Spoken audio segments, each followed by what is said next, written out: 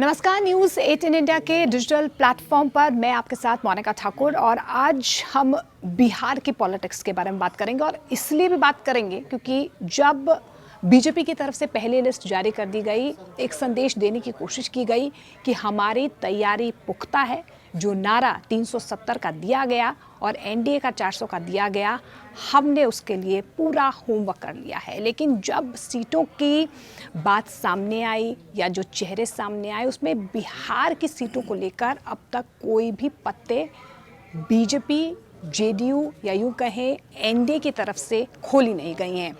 अब हुआ यूँ है कि पिछले अगर मैं लोकसभा चुनावों की बात करूं तो बीजेपी जेडीयू की तरफ से 40 में से 39 सीटें जीती गई थी, जिनमें से बीजेपी की 17 थी, जेडीयू की 16 थी और लोक जनशक्ति पार्टी यानी कि चिराग पासवान की जो पार्टी थी उन्होंने 6 सीटें जीती थी।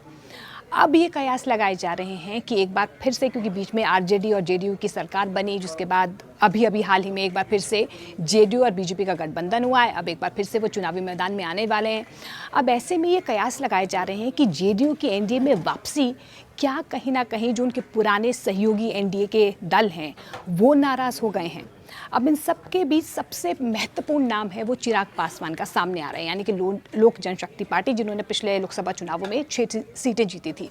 अब कयास ये लगाए जा रहे हैं कि उन्हें अब ये डर सता रहा है कि कहीं उनकी सीटें इस बार कम ना हो जाएं।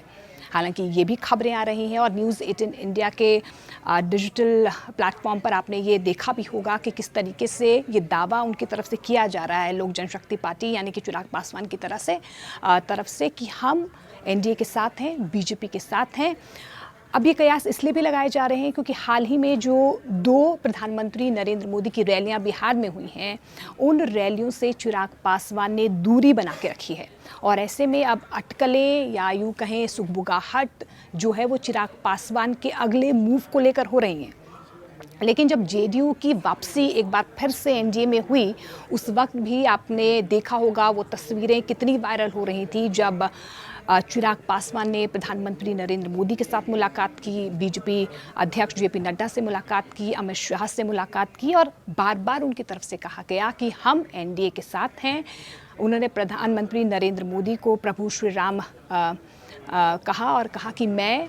प्रधानमंत्री नरेंद्र मोदी प्रभु श्री राम है हमारे लिए, मैं हनुमान की तरह उनकी सेवा करना चाहता हूं और मैं हमेशा हनुमान की तरह उनके साथ रहूंगा। लेकिन अब क्योंकि लगातार बीजेपी के जितने भी बिहार के वरिष्ठ नेता हैं, फिर वो नित्यानंद रॉय हों, अब सुगबुगाहट ये हो रही है जो पुराने साथी हैं, फिर वो जीतनराम मांझी हों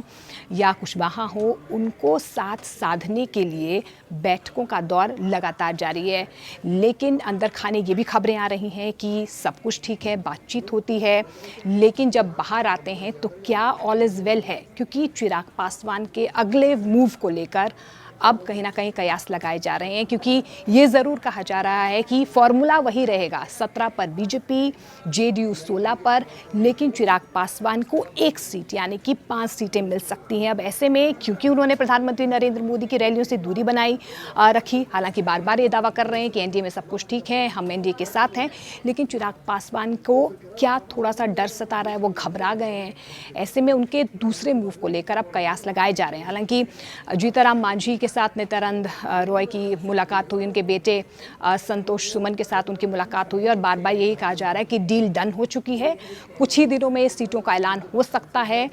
एनडीए के जो घटक दल हैं वो एक साथ बीजेपी को, इस बार बीजेपी जेडीयू के गठबंधन को, यही कहें एनडीए को 40 सीटें बिहार में दिलाने के लिए पुरजोर कोशिश कर रहे हैं। अब देखना यही होगा कि फॉर्मूला क्या निकल कर आता है, क्योंकि अभी भी कई ऐसी खबरें हैं जिनकी वजह से बिहार में सीट शेयरिंग को लेकर सुगबुगाहट और ज़्यादा तेज़ हो गई है।